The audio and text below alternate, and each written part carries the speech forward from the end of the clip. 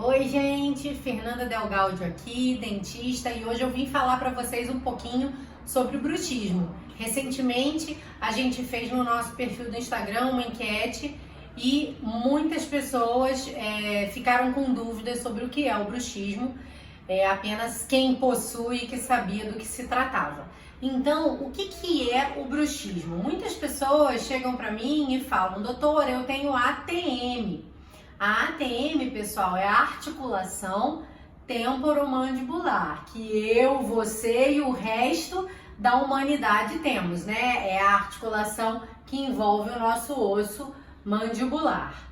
O bruxismo, ele tem a ver com o movimento que a mandíbula, que o nosso osso que sustenta os dentes de baixo, tem com relação à nossa base do crânio. Então, o bruxismo e a DTM, que é a disfunção temporomandibular, podem estar relacionados, mas não são a mesma coisa.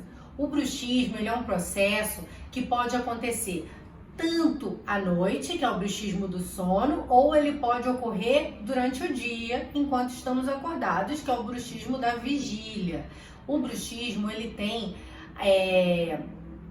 origem no nosso sistema nervoso central e ele pode ter vários fatores correlacionados. Esses fatores podem ser a SAOS, que é a síndrome da apneia obstrutiva do sono. Ele pode ter uma questão de correlação com refluxo gastroesofágico, pode ter a ver com medicações que nós tomamos. As medicações antidepressivas, por exemplo, elas aumentam os episódios de bruxismo.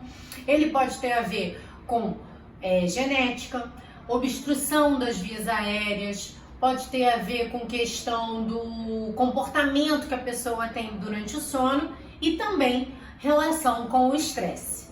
Tá certo? Faremos mais vídeos sobre esse assunto. Um abraço, tchau, tchau!